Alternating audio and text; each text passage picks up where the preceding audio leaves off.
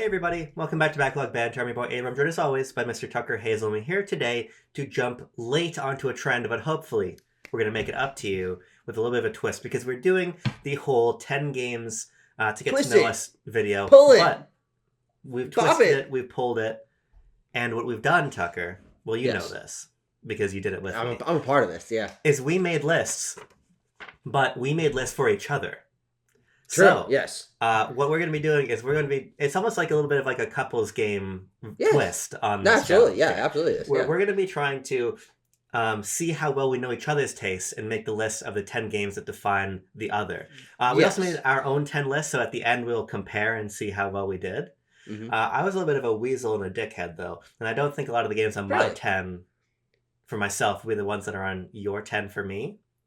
Just because you were trying to, like, double cross me? Like, is this No, like a just because top 10 anime betrayals? I just think that I've maybe interpreted the prompt a little bit differently. Sure, okay. Once again, Yeah. the trend that we are hopping onto late and doing a twist on is better, 10 games this that is better, define by the me. way.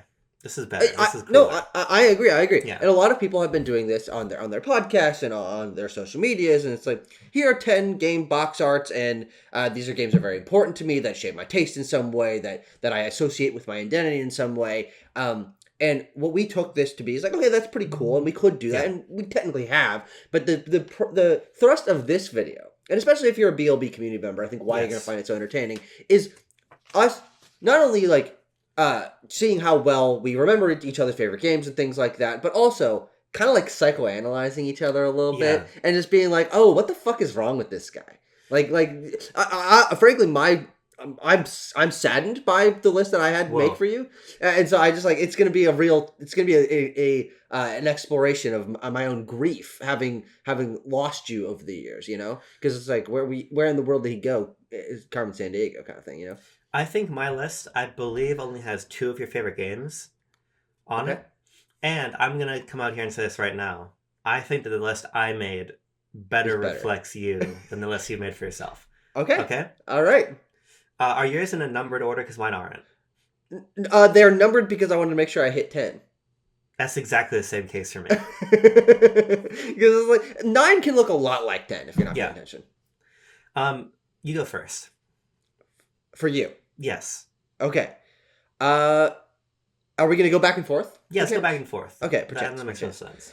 The first game that I want to talk about for you is Pikmin 1. Whoa. I think that a big part of what I know about you and your taste in video games is that you do like funny little guys. And Pikmin, I would say, is one of the defining funny little guy game series. And the reason I chose Pikmin 1 is not only because I think it's the one that you connected the most to personally. It's my favorite Pikmin game. But is because I was thinking about things like eras that represent the tastes that you have, design philosophies, and I think that GameCube is obviously something that you have quite a fondness for. Can't understand it, but I know it's there. And also the Pikmin are they're more autonomously stupid in this game, which I think makes them goofier. It makes them more annoying, but it makes them goofier. It makes them, they're just kind of running around, they're kind of doing their own thing sometimes. Whereas in, you know, especially like Pikmin 3 and 4, like they're following your commands. Like the game is frankly designed. But in Pikmin 1, it's not, and there's just little guys everywhere. And you also like you're a nature feller. You like nature, you like the insectoids and the invertebrates and things like that. And so I think Pikmin 1 is a game that defines you not only in your gaming taste, because it's a game that you love, but it represents a couple of things about your just general preferences of the way that you view the world. I like that choice a lot. I didn't even put a Pikmin game on my 10 list, but it's one that could have been on there. And the other thing about Pikmin 1, and I think it was sharp to pick 1, was it's also very replayable. It's very short. I love a replayable game. I've replayed Pikmin 1 many times. I think that actually applies to most of the games that I have on your list here. So yeah. We'll get through that. All right, here's my first for you. This game might have a subtitle. I don't have it down. So sorry if it does. What the hell? You'll correct me and that'll prove my point. Yes. The first game I have for you here is Leisure Suit Larry 4. Sure. Yeah. Sure. Now, Leisure Suit Larry 4, I think Leisure Suit Larry is important because that's part of what kind of kicked off Dev Dive, one of the titles that was early in the Dev Dive world. Yeah. But more importantly, Leisure Suit Larry represents an old, strange, peculiar part of games history and a style of game that when you endeavored to play the Leisure Suit Larry games, you were not really familiar with at all. True. And I think the one thing that defines you among anything else, so maybe this one is numbered correctly at number 1. It came to mind first, after all. Leisure Larry 4, specifically. Yeah. Is that... frankly, Abram, if I had to correct you a little bit, I would go with Leisure Larry 3, Passion Patty, in Pursuit of the Pulsating Pectorals, because that is I streamed that game, and that's where the picture of me with my head in my hands comes from. I couldn't remember, because you played them all. I'm like, I'm just going to pick 4, because that's the funniest. I only streamed 3, though, so. Sure. I think your interest in pursuing the breadth of games history and what the art form has to offer is very key to how you play games. Sure, that's true. And I think that challenging yourself to play a type of game you're not familiar with, that you don't like, already going into a game is very key to you as well. So I think Leisure Suit Larry represents all those things, plus the dev dive aspect. So I think that's a strong first choice, because I think one thing about you is I often associate you with games that you don't have any connection to on an emotional level.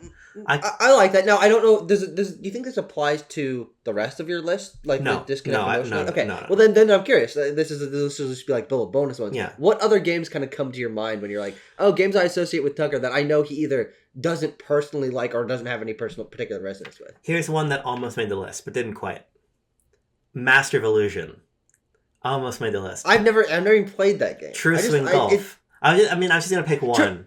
True Swing Golf I have played. Yeah. I was like, I almost put Touch Generations thing on there, but I think you were especially like in like you were on the edge of sanity when we were living together in Nebraska, and the shit you were bringing home, I'm like, God damn.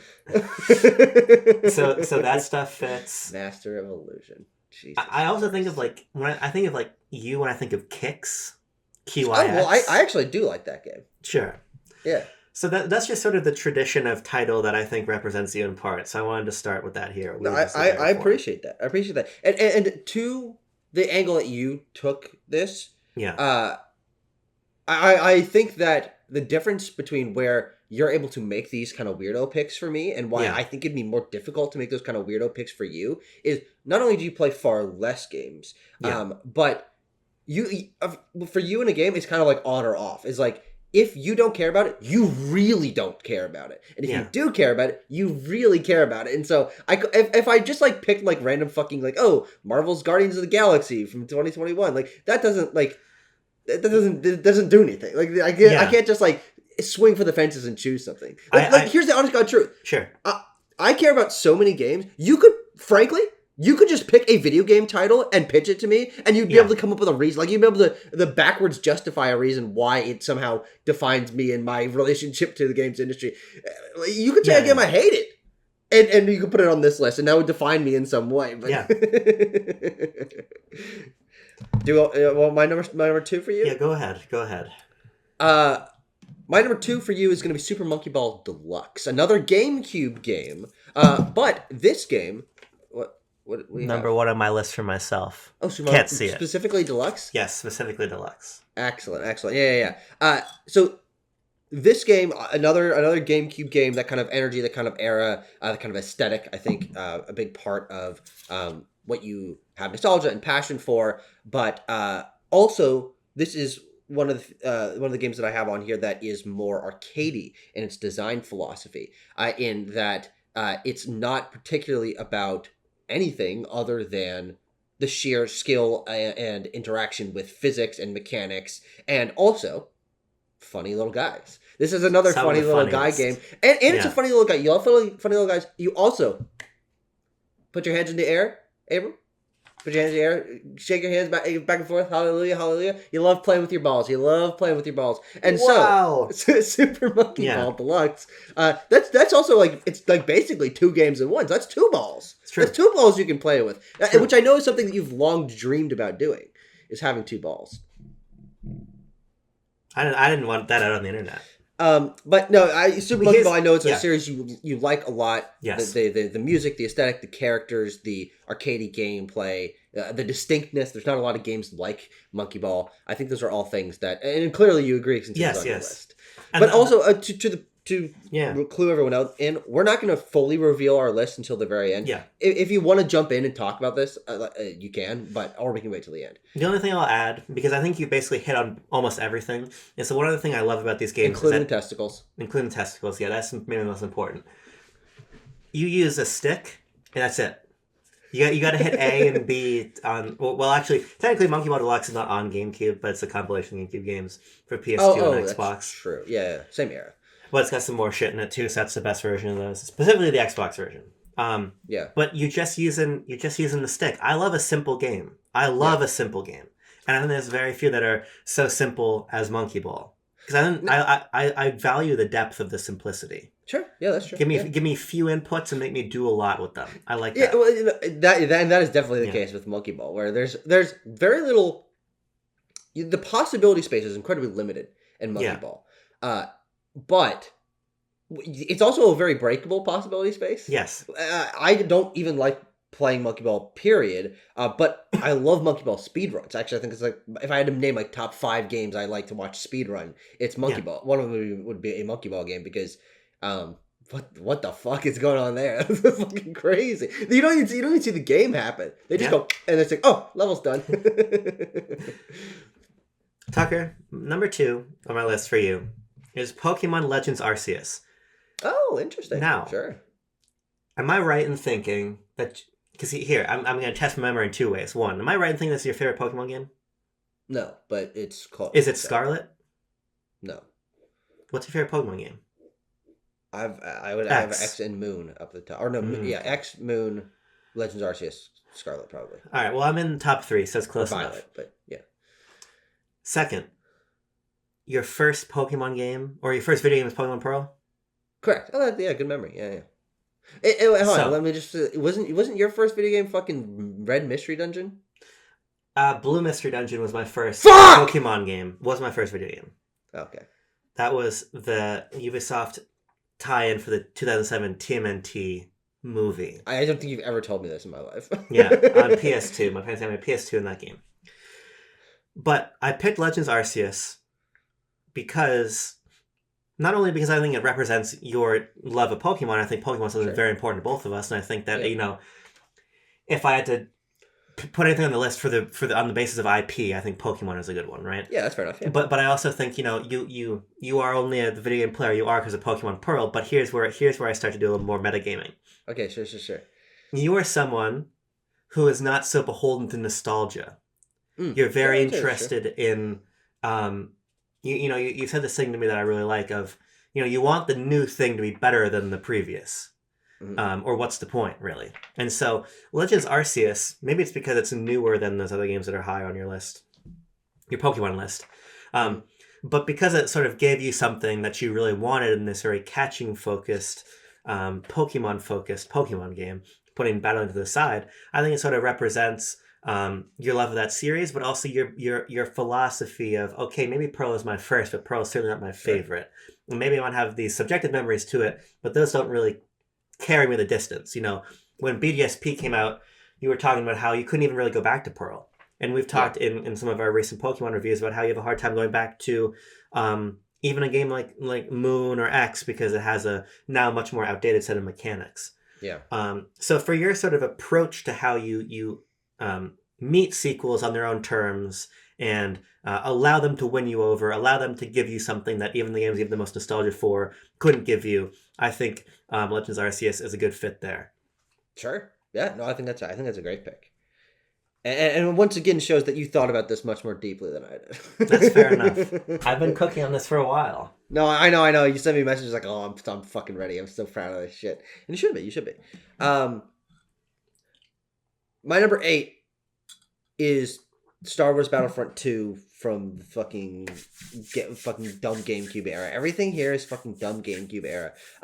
Star Wars Battlefront 2, OG, I know is one of maybe your 3 favorite games. Yes. But it also represents, if we're going to include IP love, I think Star Wars is another one of those, like Pokemon for me, that defines you, your personality, your obsessions across the course of your life, even to this day. A lot of Star Wars things like Andor Season 2, even just this last year, or your excitement for the Respawn Jedi games, like all this fucking bullshit. That also can probably be tracked back to watching the movies, but Star Wars Battlefront 2, and from 2005, I think. Yeah.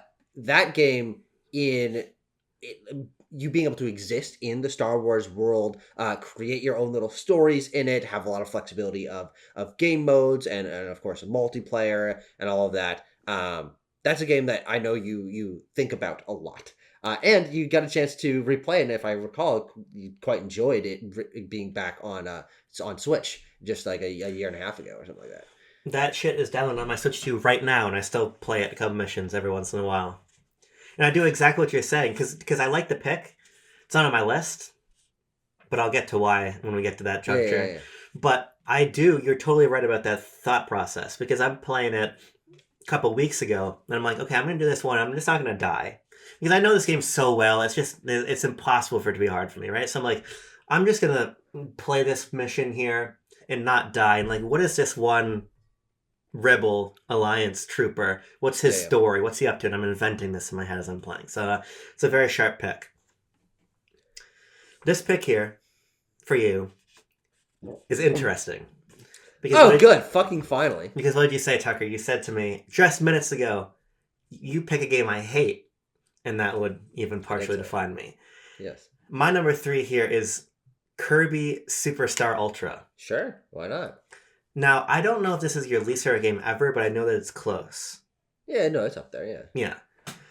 One thing that I think makes you stand out from anybody else I know that plays games is that you have such an interest. You have a... It's interesting, because I'm not sure if it's a charitability or a desire to be vindicated, but you have this compulsion, maybe both, this compulsion to play as many games as you can in series you really, really don't like. And the biggest examples of this are Kirby and Sonic. But they're not the only examples. Yeah. But when I think of your sort of intense dislike, because when I think of you, I also think of strong feelings towards games. But that's not always in the positive direction. Yeah, that's true. For me, I mostly either have strong feelings in the positive direction or like intense apathy. Yeah. But I think for you, the range is intense in both directions. So I wanted to put Superstar Ultra on here. I think it's probably the most memorable example of a game that you hate. In part because we did a great big video about it, and it's also one of my favorite games ever. Yes. So, I figured I'd put that on there at number 3. Yeah. No, I think that's an interesting pick, and to your point, that is a game that I think about a lot, and I have an interesting relationship to, and it pushed me to think about my taste in video games in a much more acute way. I had played Kirby games previous to that, that I had either thought were fine or didn't like a particularly large amount, but like largely, was ambivalent towards. But it was Superstar Ultra, and the way that game sits in the Kirby canon, which is quite high, the insistence from you that was going to be the one that showed me the light, that taught me what made Kirby so special, and then me playing it and realizing how many elements of that game I thought, for my taste, were very poorly designed, that like shaped. Okay, it helped me like understand. It's like, here's what I like about games. Here's where I think games work and where they don't. So that's a very, very, that's shrewd.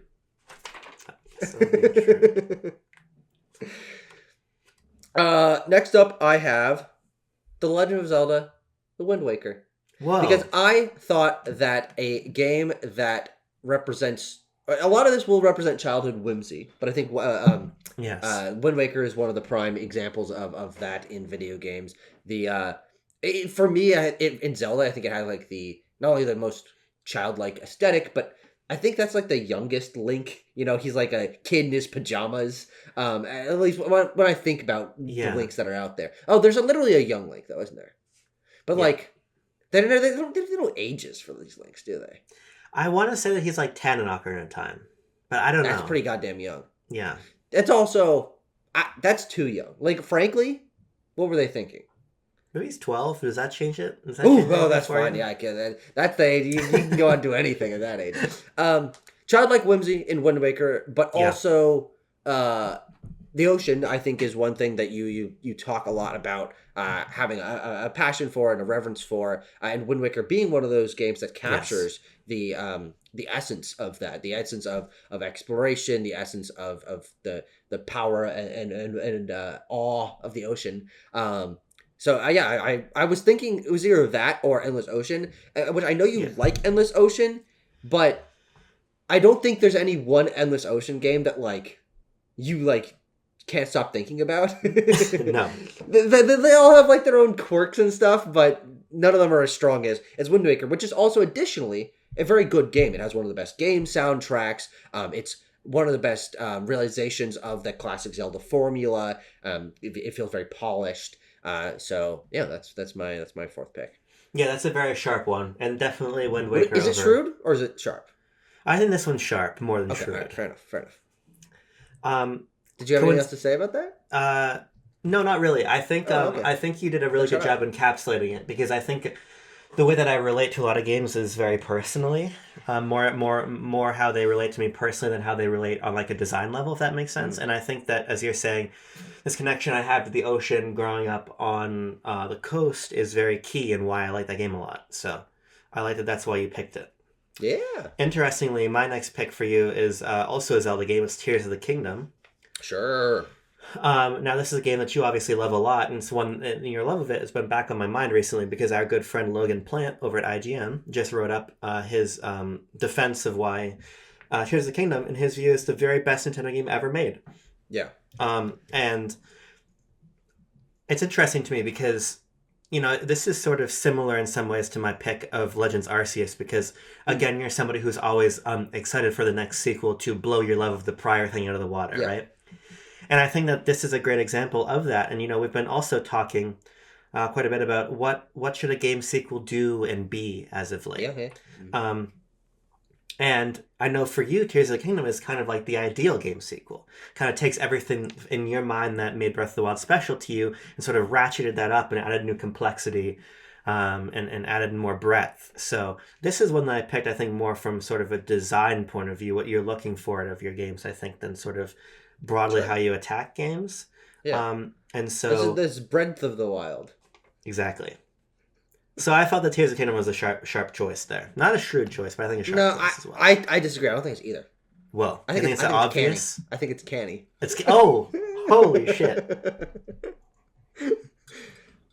Excellent pick. And the thing I would add on top of that, is not the game. This is not on my list, but is that is one of those games that I have a very specific memory with. Like a time and place in my life. The game came out just as we were graduating college. And for me personally, I picked up that game at GameStop and I went and it was because it was the end of, it was a final season. I was working at the library at the time. I sat there and I played the game on my Switch OLED that I bought for that game. Yeah.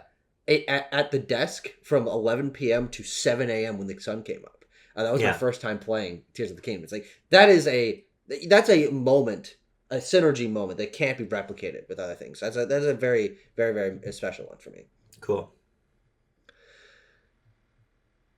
I want to talk about The Last of Us Part 2, a game that I think stands out from the rest on here, but as a game that I think shows that even in the simple-minded nature that we all know that you have, there's a sparkle of depth somewhere in there. You know, it's kind of like it's a diamond in the rough. That you do have an interest in a depth of storytelling and fidelity that the video game medium has that largely aren't reflected in the other games that you kind of gear your mind towards. But I know The Last of Us Part 2 is one of those games that really has stuck with you and impacted you emotionally. And again, I really wanted to make sure this was on there because it is entirely different from the reasons why I think you like other games. But I know you really like Naughty Dog's games, period, that they really resonate with you, and that Last of Us Part 2 in particular, with the way that the themes of the game and the character work and all of that. This is one of the more like traditional ones. Like, I know you really like that game, and it's for X, Y, and Z reason. I don't think it necessarily represents too much of your personality or the breadth of your taste, except for maybe, I mean, over the last few years, as you took film studies classes, and we've done things on Quest, talking about story and talking about theme. I think this is one of those games that um, represents what you're in your mind and in my mind is the kind of the ideal of what a modern game can do with a focus on storytelling, with motion capture, with quality voice acting and level design and everything. It's one of those pinnacle AAA games that represents what the medium can do, but that almost no one else is doing. Yeah, I mean this one is also on my list. I think everything you shared there is quite accurate. You and I talk a lot about how that game's sort of relationship to player choice is very incredible. Oh yeah, definitely. And I think that it's a great illustration of a game that, while having a very traditional narrative, while having a very sort of archetypal mechanics, is also really involved with telling its story in a way that only games can. I think when it gives you choice and consequently when it takes that choice away and makes that obvious, I think is masterful. And I think that it's very hard to really leverage the affordances of games like that. Mm-hmm. Personally speaking, I think it's also on there in part just because of the opportunity I had to write the Last of Us cover story for Lock On 5. I would say that's sort of like the first big thing I ever did in my career writing about games that I'm quite proud of. I think it's something you shouldn't be proud of though, especially after what Joel did. Like, I mean, supporting him in that, like, it's really fucking dark, actually. Yeah. Abram is canceled. Abram would follow Joel on Twitter still, and then we'd look at him and go, yeesh. He's like, I'm just working with him in a professional capacity. I don't support. Yeah, I just have to, I don't be, I don't agree with the idea. I don't agree with the idea. I love his early stand up. Here's my next game. Hold on. By the way, there's my house is making a noise. It's fine. I can't really hear it. Okay, because it sounds like I can't tell what it sounds like, but the radiator is like. Yeah, it's like a grrr. I hear a little bit of it, but it's fine. I don't know. We'll do a little noise filtering. I don't know what the fuck is happening. Well, let me knock on it like it's like there's someone at the wall. Hold on. Hello.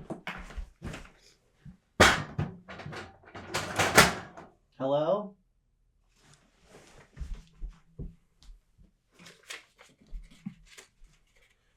There's a piece that was a little loose on there, so I clicked that. That actually did stop it. Yeah, I think so. I think it's fine now. that was more than a knock. That was easily a thump. Yes, it was. My next game for you here is Thomas Was Alone. Oh, interesting. Sure. One of the facts about you that I'll remember until the last moment of my life is that you've drawn fan art for Thomas Was Alone. Yeah. Invented your own characters that fit into the universe. Yes. And I think that's very cool. I think that that's sort of illustrative. As goofy as it is, I think it's cool that you connect to games in that way. And I know that, that's an interesting example of what seems like it should be a very mechanics-focused platform game, which is actually more about its storyline. Mm-hmm. And so I know that that's something that very much matters to you and can elevate a genre you're kind of otherwise hit or miss on, the 2D platformer. And it's also just sort of illustrative of your love of indie games. It's not the only indie game I have on here, but I think it's a great example of sort of you connecting to in this case, Mike Bithel's quite singular vision and quite singular story. So yeah, Thomas Was Alone, number 5. Yeah, great pick. Yeah, it's also one of those games that did help challenge me in what my preferences for games were, because to the point that I was getting into that game, it was really just kind of Nintendo stuff that I was playing. Yeah. But I don't think I've ever played that game on a Nintendo system, and so it's like that helped me play games on other systems and try things outside of the series and genres that I was a fan of before. So good. That pick is cute. It's cute. Let's talk about Mario Kart 8 Deluxe, a game that those little air guns that shoots a little metal rod into the brain of the cow? Yes. I'll do that to you if it's not on your list. It's not. Well, so you're gonna fucking kill me now. How much does a cow killing fucking what's the most you've ever lost on a pudding game on your 10 games that define me? My life. No, I mean, this is an interesting one that it not being on your list, not only because it is one of your favorite games, which everything on my list is one of your favorite games. That was kind of one of my choices, or one of my thought processes going into this. Would you call that an edict? No, not today. Tomorrow, perchance. But because it's also a game that, in its replayability and its longevity, that's another thing that I really associate with you and your taste in games. I think other multiplayer games might also fill that niche for you, but Mario Kart 8 / Mario Kart 8 Deluxe is certainly the one that, as far as I know, has done that the longest and for the most amount of time, like sheer hours. It also, like, I can go down the list, like, okay, it's fucking Nintendo, you know, it's colorful, yada yada yada, great soundtrack, but for me it's really about how much you've played that game and how much you still continue to get out of it, despite it. I mean, it has changed over the years with the DLC and the Booster Course Pass and stuff, but that game, to me, part of the reason why it doesn't stick with me is I find it a rather static game, largely, but your third eye opens and you see into the fucking Matrix and you're like, oh, that the last time I was on fucking Blue Island, I went left instead of right, and it really tickled my fancy. Sure. No, I don't know, but you really like that game and you've played a lot of it for a long time, and that sticking around with games, continue to revisit them and improve your skill and just share that with others as well, multiplayer. Those are all reasons why the rod will enter your brain. The gray matter will be damaged.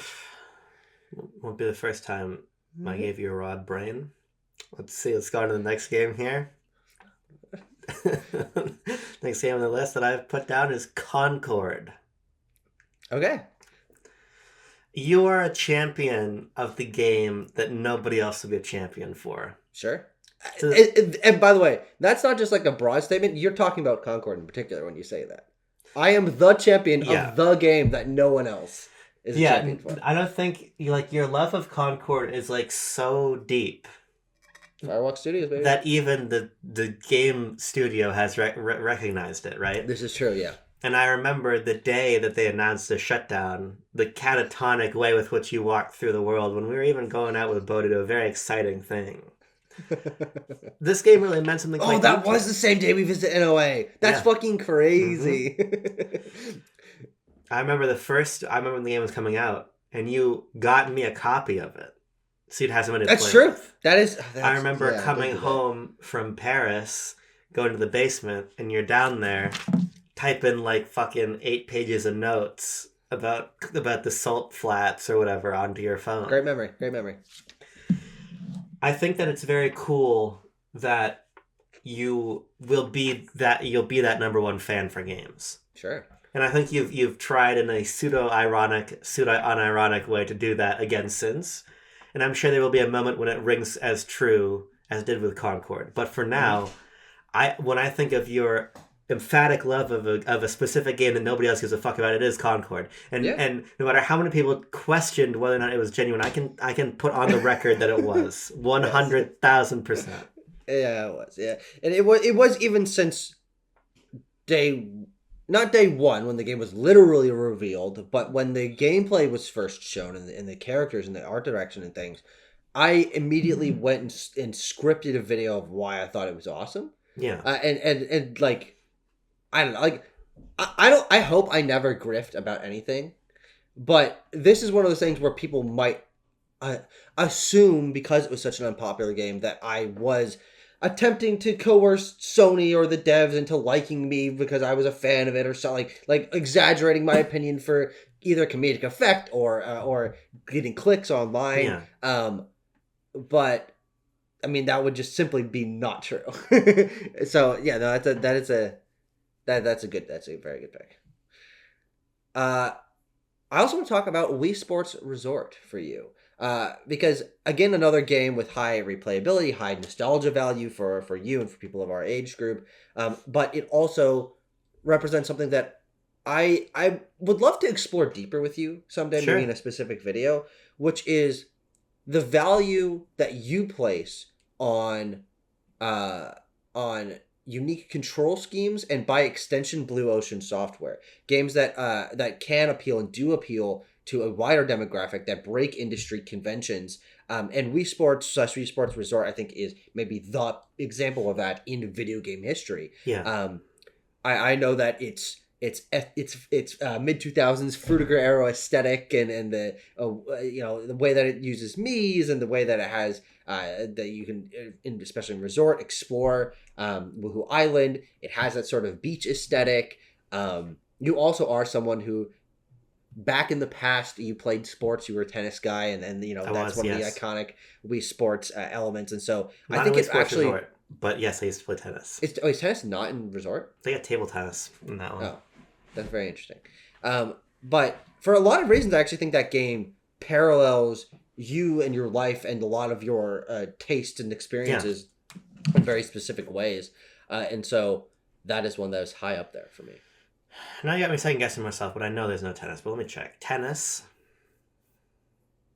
Wii. I don't know. I'm sure I have played Wii Sports Resort. Yeah, no, I'm right. Of course I'm right. I don't even know why I looked. Of course I'm right about that. Now, Tucker, I know that I know I'm supposed to be keeping my lips a little sealed for the end of the video for my list, but I haven't. And I'm not going to start now. Wii Sports Resort is on my list. Excuse me. And Wii Sports Resort is why Mario Kart 8 Deluxe is not on my list. Because it beyond everything you said that's very particular to the game, with all of which is very key and why I love it. I think for me, Wii Sports Resort represents sort of like the ultimate and, in my view, ideal multiplayer game to where anybody can play that with me. My parents can play that with me. My grandparents can play that with me. It doesn't just have to be people who are adept at video games. And that's not necessarily the case for 8 Deluxe, particularly with steering assist and with auto accelerate and all these sort of affordances they added to that version of the game.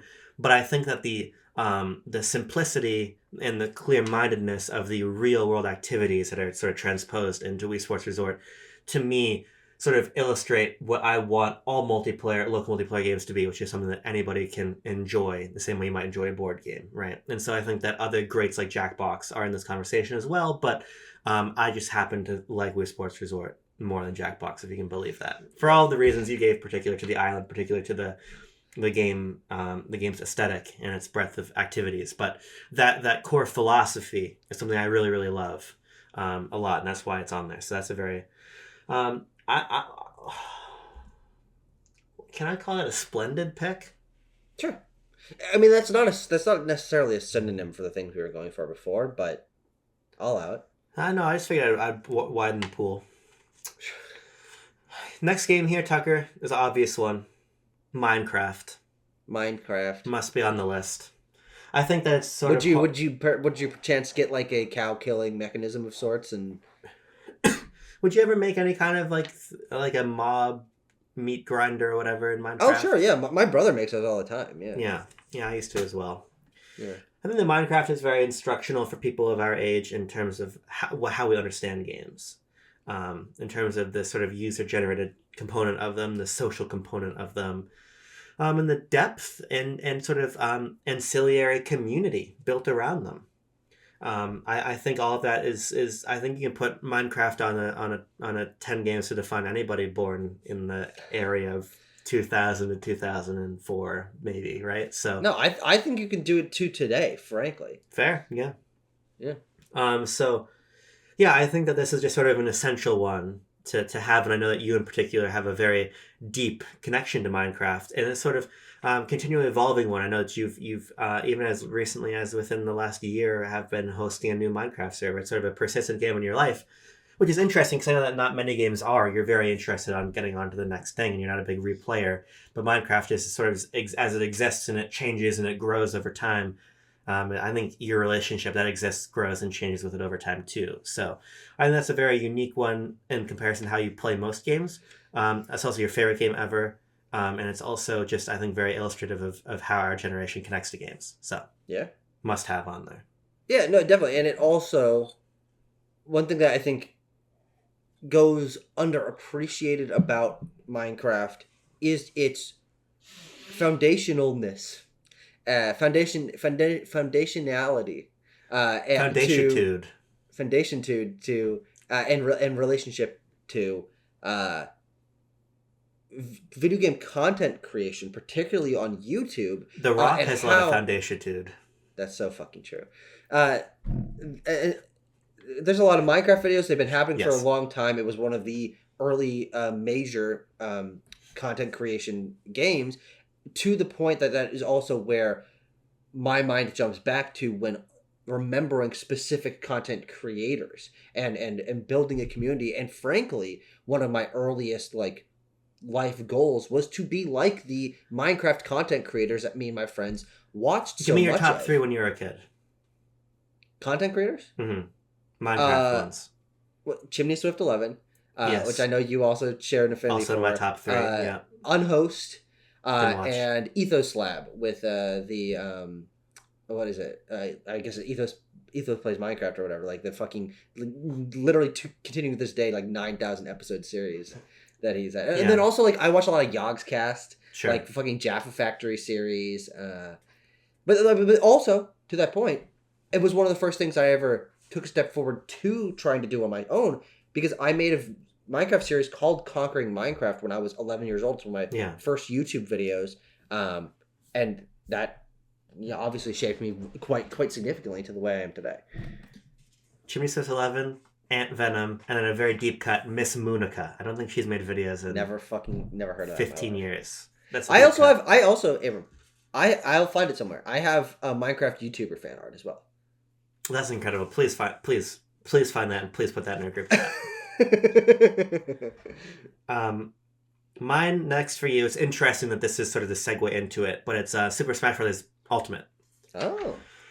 For me? For you, yeah. Oh, I thought you were talking about for you. No. For you. Wait. No, you just did Minecraft. Oh, well, I fucked up, so it's too late. I'm going to keep going, and then you're going to do 2, and we'll be back to normal. Super Smash Bros. That's Ultimate. why I was confused. Yeah, I guess that's a good reason to be confused. Smash Ultimate, I think, is so key for you, because I think for you, games are a very social thing, and I think that Smash Bros. Sort of represents all the dimensions of that. Little hay fever in the Hazel house. Hark! I love a little hay fever reference. Not only obviously, you're somebody that likes to throw a little bit of a get together. No, hay fever is for horses. You love to throw a little get together, have people play some video games. Smash is a staple of that, obviously. I think when Smash came out, we were both in high school, and so that was a seminal high school experience, of course. Bringing Ultimate around and playing that, but also how many seminal people have played Smash Ultimate? Well, that game sold 30 million copies, right? So I'd say a plurality of them. A plurality for sure. But there's also the online social dimension. I know something that you love a lot is Smash Brothers speculation, Smash Brothers reactions, all of those things. And you relate to games quite heavily through the online zeitgeist. We did a whole video about this. And I think Smash Brothers is a brilliant example of that and of your love of social gaming and just your love of game history. I think that like if you wrap up all the things you appreciate about games and the culture of games into one thing, you kind of end up with Smash Ultimate. Sure. Yeah. That is... I'm not going to give you a complimentary word because I think that is... I think I can understand that. I can empathize with why you would put that on there. Yeah. But you wouldn't put it on there for yourself. I wouldn't put it on there. And frankly, as of late, I have been even questioning if it's a game that I love, period. Because I haven't played Smash in years. I haven't thought about playing Smash in years. Yeah. And when I do, I'm like, yep, it's fucking Smash Brothers. And so, like, I don't know. Like, I think that one is, like... Smash gameplay is fine. I have a good time with it. I've had my mains, especially when back in Smash 4. Yeah. But it's been my tastes have changed so much since then that I don't know how much I actually like the game of Smash Brothers, or rather what you mentioned. A lot of things that do make sense why it would go on my list. Yeah. Everything that it represents, I think, is very special to me, but not the game itself. Sure. Which is interesting. You have to do 2 now. I do have to do 2. Let's talk about Halo 3. And now I have Halo 3 on here. The black sheep of the series. Yes, black sheep of the series. I have Halo 3 on here and not a Metroid game because I do think that your interest in Halo and Metroid are quite parallel. Okay. And I kind of chose Halo to represent that. I don't know... I think why I chose Halo 3 is I'm pretty sure that's your favorite one. I really have no idea. It feels like it changes fair. on the exactly as the minute hand hits the hour. Yeah. Ding! As the cock crows, my favorite Halo game changes. But first person shooter games. the replayability of the multiplayer, and also just and of course the campaigns, yes, and the replayability of the campaigns. Also, I think a big part of why this game is defining for you is that it's a game series that you became so quickly a fan of within the time span that we've known each other, within the time span of just even having this channel, is when you got into Halo. But in a sense, I would say it's probably one of your 3 favorite game franchises. If I had to it's my favorite non-Nintendo series for sure. Sure, yeah. And it shows to me that there is still ground out there to be mined for, frankly, series you didn't grow up with to become deeply personal to you. It's rare, but this is a series that has rocketed so quickly into prominence in your mind and defining of your taste, that there's not going to be a time when I dissociate Halo and Abram. And I think that's true for a lot of people who know you and your passion for the series. Yeah, it's funny because it's one that I wanted to love as a kid, but I didn't have an Xbox, so I could watch Halo videos or Halo Combat Evolved on Mac, right? But I couldn't really get into Halo until I got my first Xbox in 2016. But I didn't have it. I actually sold it quite quickly, so I could buy Mario Odyssey, New Joy-Con, and all kinds of shit. But it doesn't. That was Abram. Yeah, that was definitely the right call. Yeah, that's the Xbox One. That was definitely the right call. I mean, especially the Xbox One had no fucking motion, man. There was nothing that... man. God, that console. Stop looking at that sheet. I need to go again. Well, here's what I was going to say, but thank you, because I was about to read out from the game. This one, which is mine, has nary a Halo or Metroid game on it. The world is healing. All right, go Hallelujah. Again. Go again. Abram hates Metroid and Halo is what I'm hearing. By the way, right now, my favorite Halo game is Halo Reach. Fair enough. It's because... the protagonist of Halo Reach. The characters even have names. They fucking have to. They do. Yeah. You play as Noble 6. He's my favorite guy. I also just want to mention Star Fox 64. This is the game that has floated around your favorite game spot for so long. And again, the cock is crowing. Who the fuck knows what Abram's favorite game is? But it's one that I don't have. I can't list the specific list of reasons. I just know that you really like it. Yeah, it's replayable. Fair. Okay, I know. It's replayable. It's Nintendo. It's got funny guys. Mm-hmm. It's like Star Wars. It's nostalgic. It takes place in fucking space, like all these slop fucking games. Yeah, and N64. I don't know. Yeah, it's since fallen out of my top 5 games ever. It's still in the top 10, I would say. But yeah, that's true. Abram. Yeah. The cock has not crowed yet. It might jump back up to number 1. It's true. It's still 10. Now it's my turn. Abram, what time does the cock crow? Do you know? Doesn't it crow at like 6, 7? I don't know. I don't fucking know what I'm doing, man. Let's go to number 9 on the list here. This is the Stanley Parable. Oh, sure. That seems like a sharp choice.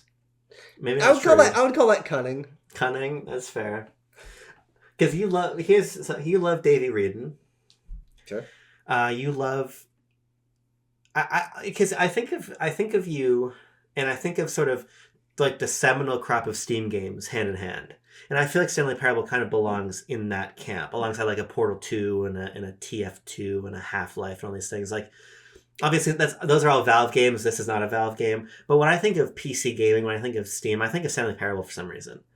And I unite those in my mind. And I also think of you in conversation in this game, too, just because I know that you're really taken by its branching narrative and its sense of humor. And this is a very clever game. If the choice is cutting, the game is clever. And I really enjoyed, for me, playing for the first time, for you revisiting it when the Ultra Deluxe version came out. And I think that your love of storytelling in games is sort of well served by a choice like Stanley Parable, because it's not a traditional story in how it's structured and how it unfolds, but I think it sort of illustrates the power that games can have to take stories and twist them and involve the player and really give you a lot of ownership over that story.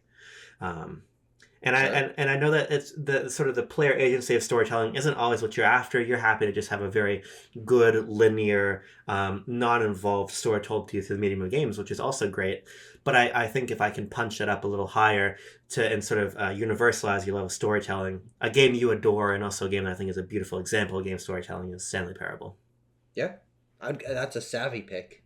Oh, it's been upgraded from cunning to savvy. Cunning to savvy. Yeah, no, I think it deserved it. All right. And my final pick for you is Tetris Effect. Cool. I think I gotta whip back out the brain masher for that one if that's on your fucking list. It's not on my list. What the fuck?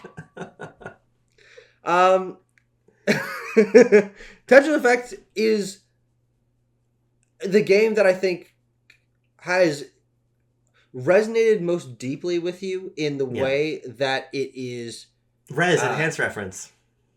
Resonated, sure. Resonator worked on Tetris Effect? I think res is more short for resonance than resonate. Well, I guess it's the same fucking root. Tetris Effect, it's fucking cool. It's got sound. It's got colors. It's like frankly, it's like spinning a mobile in front of your fucking baby and jangling keys and all that stuff. But also it's got cool haptics and you can fucking play it on your Nintendo and like all this shit. It's a cool fucking game. And you often talk about how Tetris Effect is one of the best stories told in games, and that it is. I mean, I assume you kind of view it like you do that Rebel guy on Hoth or whatever, where it's like every block is like a person with a background, and you're like coming. I don't know what I'm talking about. Tetris Effect is a game that you like a lot. That's true. That is why I brought it up. That's a very sharp choice. You can't go back. I know. I keep going back to sharp. Let's call it should we call this a lugubrious choice? That's not a fucking real word. It is, but I don't know what it means. There's a great Calvin and Hobbes comic about looking sad or dismal about Calvin not knowing what lugubrious means, and then Hobbes tells him what lugubrious means, and then Hobbes eating some food. He's like, these beets are lugubrious. Sure. Okay, my last choice. This one, I think I deserve maybe a little bit of a telling off for. To end here, my number 10 is the Eye of Judgment on the PlayStation 3. Why not? That's a sage choice. A sage choice. Now, here's a fun story about you and the Eye of Judgment. When we used to live together in Nebraska, there's this place called Kickback you'd go to quite often. And if I'm remembering the story correctly, the guy behind the counter at Kickback produced the binder of Eye of Judgment cards and playmat and game. It wasn't out on the storefront, but he's like, look, you are going to want this. And he was right. That's correct, right? That is exactly what happened. This is such a Tucker Hazel identifier and pick that a random fucking guy at a random local game store in the Midwest of the United States of America saw you and said, this is a man who needs Eye of Judgment. Yeah. And he was right. Because something that you have that I think a lot of super fans lack is a acute, deep understanding of the history of PlayStation. Sure. And the history of Nintendo. But I feel like your love of history of PlayStation is even deeper in some ways and more specific. Maybe you disagree. That's something I've thought about. I think it is... I think it feels that way to you. And it might just feel that way in general. Because Nintendo history is so much easier to know, frankly. Exactly. A lot more people have a deep knowledge of Nintendo history. Yeah. They've got their fucking tracks. They've got their Marios. They got their Pokemons. They got their Zeldas. And you can fucking know it. You can know that pretty clear. And then it comes to the point where you and I are talking about fucking Kuro and all this fucking bullshit nonsense and Dodging the Giant. But PlayStation's history goes much easier. It's forgotten much easierly. Yeah, we're challenging ourselves here to use very excellent words, highfalutin words, hoity-toity words. But also, neither of us can speak for shit. So a fucking bargain rack shelf in a retro game store hates to see Tucker Hazel coming, because he's going to go there and he's going to find 8 games that cost between $8 and $13, published by Sony Interactive Entertainment. He's going to pull this off the shelf and he's going to send a picture in the group chat of 6 games that none of us have ever heard of, but Sony published. I think that's critical to who you are. I do own Who Wants to Be a Millionaire Volume 2 on PlayStation 1. There's exactly my point. Which, by the way, was actually developed by the original Jackbox team, the You Don't Know Jack team, which is called Jellyvision Studios. See, this is why I picked it. And I just think that Eye Judgment is maybe the funniest and most obscure. I've never played it, by the way. Yeah. I've spent more money on specifically Eye of Judgment than almost any other video game in my entire life. I've never played the fucking game. How much do you spend for that? The binder, playmat, and stand. I guess the game. I think maybe I already had it. No, it must have been one fucking bundle. I think it was like $100 or something like that. Sure. Which is not insane given that it's a rare thing and it was almost complete collection and everything. But that might be the only game I've ever spent more than MSRP on. Interesting. That's an interesting statistic. Like, what the fuck else would I have bought for more than $60 or $70? You ever bought a collector's edition? No. Well, like Let's Go came with the Pokeball Plus. That doesn't really count. No. Yeah. That's interesting. Tucker, those are my 10. You want a fucking medal? No, I want to read you up my personal list. Okay. I think it'd be quicker to go through mine. You did actually hit a couple of them. You didn't bring up Last of Us 2. I think you were trying to be a little bit too cheeky, right? Yeah. Okay. Yeah. You got Minecraft, you got Stanley Parable, and you got Concord. Yeah. Those are 3, but okay. So Minecraft, Stanley Parable, Concord. Additionally, Fez. Fez, I would put in the Thomas Was Alone slot, I think. You're going to have to trust that I'm not just trying to get clout, but I was choosing between those 2. Yeah, no, I believe. But I couldn't remember if you liked Fez. I felt like you talked about it, so I knew you liked Thomas Was Alone. The Last of Us 2, I have on there. Bloodborne. Yeah. Wilmot's Warehouse. Control, BioShock, and Pokemon X. This is much closer to a top 15 list than yours is much more clever examination of my psyche. But I like all 10 of those games. Whoa. Here's my list. Super Monkey Ball Deluxe, what you got? Wii Sports Resort, what you got? Breath of the Wild. Oh, interesting. And if you want explanations on any of these, just pause me. Destiny 1. There's not really an ocean in that one, so I'm a little disappointed. There's kind of an ocean, but like... Destiny 1. Wind Waker. Oh, interesting. Yeah. Super Smash Bros. Brawl. Okay. Super Scribblenauts. Oh. Star Wars Battlefront 2015. Animal Crossing New Leaf. Last of Us Part 2. And Pokemon Sword. The grin hit your face the moment you said that. So why don't you talk about Pokemon Sword? I believe you. I fucking believe you. So the only ones on here that I want to shout out in particular are Pokemon Sword. That's a game because I think obviously I wanted a Pokemon game on here. Definitely not my favorite Pokemon game. I like it a lot though. I picked this one because of the relationship I had to it and through it with other people. Because this game came out shortly after we both started college, and I made a lot of friends through Pokemon Sword. Oh, and then I played it quite a bit over COVID during lockdown as well. And Pokemon has sort of always been a force for social connection in my life. When I changed schools in 2013, I made my first group of friends through Pokemon X and Y coming out. But I feel like Pokemon Sword is that and a little bit more because there's also a great solace for me during COVID. And I feel like my ability to have games like that I can escape into and kind of live in is quite key to how I play games. So I wanted that on there. Star Wars Battlefront 2015 is interesting because that's the game that I bought a PS4 for. I only had a Wii U to that point, and I had no interest in getting another Sony console. I hadn't had one since the PS2. But Star Wars Battlefront was so tantalizing to me that I needed to have a Sony console for that. And that's probably why I've played the breadth of games I've played now, thanks to that game. And then Super Scribblenauts, I really love being able to express myself in games and sort of have. You also, as this video has shown over and over again, you do like wordplay quite a lot. Actually. I do. You know what'd be really fun is you go. Well, I mean, I guess a lot of the words you like to use, where you get your little stupid fucking grin when you use them. I don't think you can use those in Scribblenauts because they're not really objects. No, but Super Scribblenauts added the adjectives. That's why that is true. Great. Yeah, is lugubrious. You could do. Can you make a lugubrious Calvin? You probably could. So there's my 10. I like the list you made for me. I thought you did a good job capturing me. And I think I did a good job capturing you. I think we both did a better job capturing the other than we did capturing ourselves. Do you think that's fair to say? Yeah, I mean, sure, yeah. Because your list for yourself is fucking boring. It is very boring, yeah.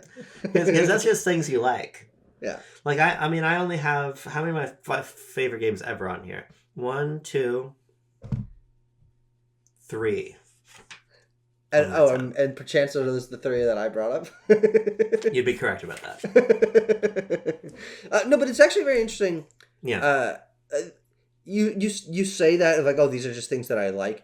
I think that there's a couple of these where I'd be able to tell a little bit deeper story about how it impacted me in that moment in my life, shaped my taste, helped to define me. But yours was certainly more. Hold on, let me go back to the dictionary definition synonym tab that I've had open this whole time. I would consider that on the ball. I was going to say illuminating. Sure. They're making Mario movie, too.